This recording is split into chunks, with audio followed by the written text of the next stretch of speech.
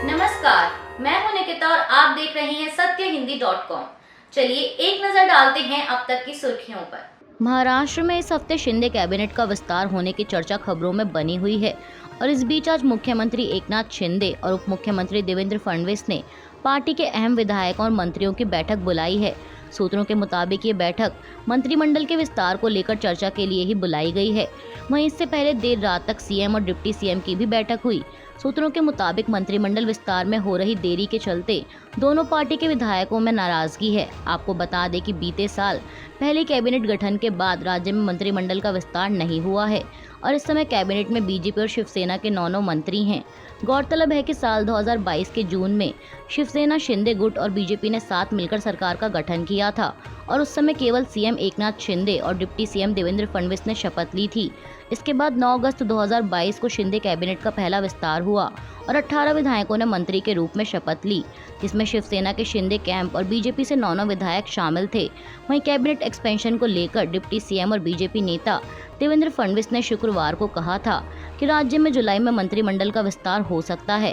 ये पहला मौका था जब बीजेपी नेता ने मंत्रिमंडल विस्तार को लेकर एक समय सीमा भी बताई। फडणवीस ने कहा था कि कैबिनेट विस्तार पर मुख्यमंत्री निर्णय लेंगे और ये जुलाई में होगा। बता दें कि महाराष्ट्र में नियम के मुताबिक 43 मंत्री बनाए जा सकते हैं और इसमें सीएम और डिप्टी सीएम को मिलाकर कैबिनेट में कुल 20 सदस्य हैं। ऐसे में अभी भी 23 मंत्रियों की जगह कैबिनेट में खाली है। महाराष्ट्र में शिवसेना उद्धव बालासाहेब ठाकरे नेता संजय राउत ने एक बार फिर राहुल गांधी का समर्थन करते हुए कहा कि बीजेपी ने मन में ठान लिया है कि राहुल गांधी साल 2024 में पीएम बनने जा रहे हैं। इसके साथ ही उन्होंने मणिपुर हिंसा पर भी बयान देते हुए राज्य में राष्ट्रपति शासन लगाए जाने की मांग की। राउत ने कहा कि मणिपुर हिंसा में चीन का हाथ है। चीन मणिपुर में घुस गया है, उस पर हमला करना चाहिए। सीएम एन बीरेन सिंह को इस्तीफा देना चाहिए और मणिपुर में राष्ट्रपति शासन लगना चाहिए। राउत ने सवाल करते हुए आगे कहा कि मणिपुर हिंसा में चीन का हाथ है तो आपने चीन को क्या सबक सिखाया है। पिछले 2 महीनों से मणिपुर में हालात तनावपूर्ण हैं।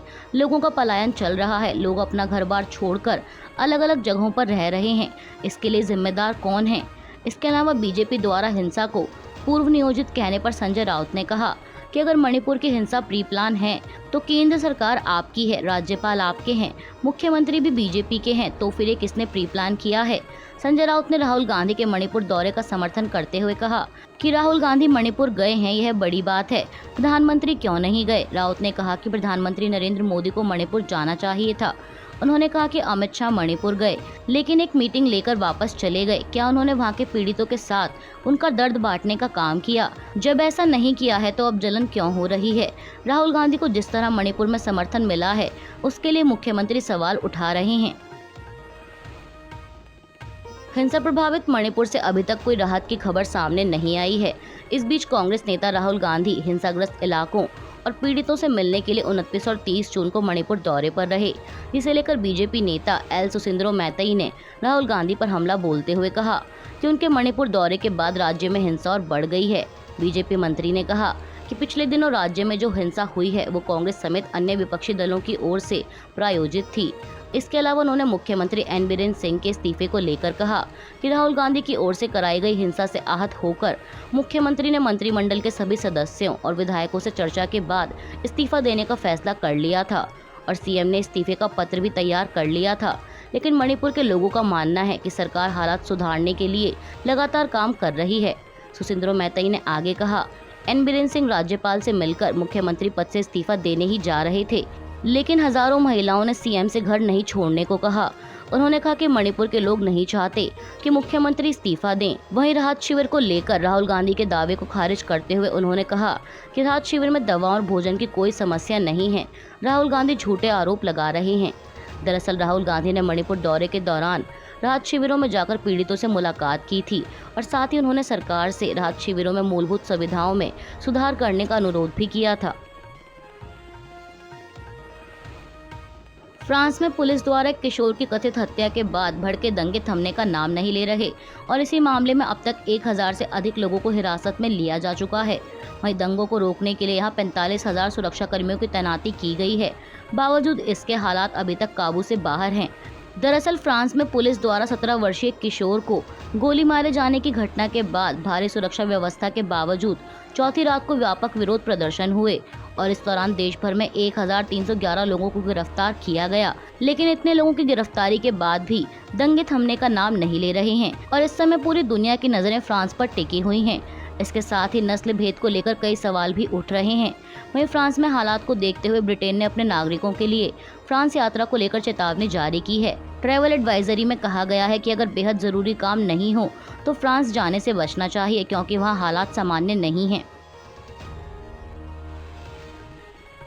यूनिफॉर्म सिविल कोड के मुद्दे पर छिड़ी बहस जारी है। इस बीच कांग्रेस का कहना है कि वह समान नागरिक संहिता पर अपने रुख को लेकर कायम है और इसे इस स्तर पर लागू करना ठीक नहीं है। पार्टी ने कहा कि अगर इस मुद्दे पर कोई मसौदा विधेयक या रिपोर्ट आती है तो फिर वह कोई टिप्पणी करेगी। आपको बता दें कि कांग्रेस के शीर्ष नेतृत्व ने संसदीय रणनीति समूह की बैठक की और इस बैठक में 20 जुलाई से शुरू होने वाले संसद के मानसून सत्र के दौरान उठाए जाने वाले विभिन्न मुद्दों पर चर्चा की गई।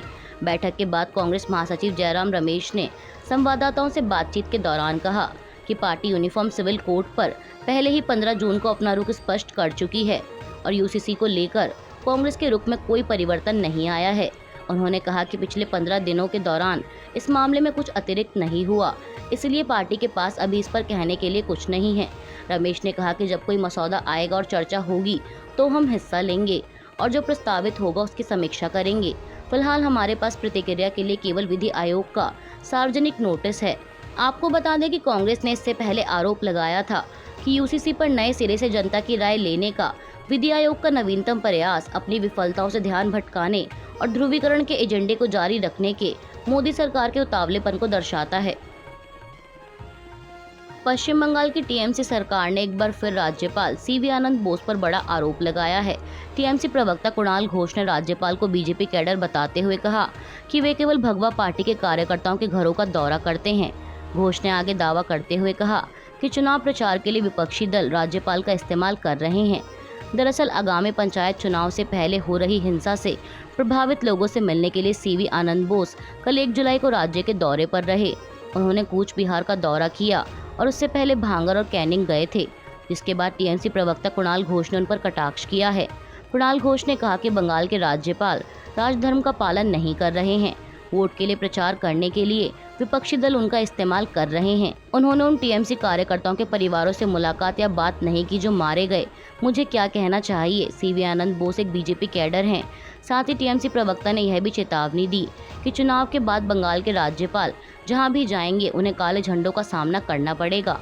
बता दें कि घोष की यह टिप्पणी राज्यपाल को टीएमसी की छात्र शाखा तृणमूल छात्र परिषद के कार्यकर्ताओं की तरफ से काले झंडे दिखाए जाने के ठीक 3 दिन बाद आई है, जब उनका काफिला उत्तरी बंगाल यूनिवर्सिटी जा रहा था। अभी के लिए बस इतना ही। बाकी की खबरों के लिए जुड़े रहिए सत्यहिंदी.com के साथ।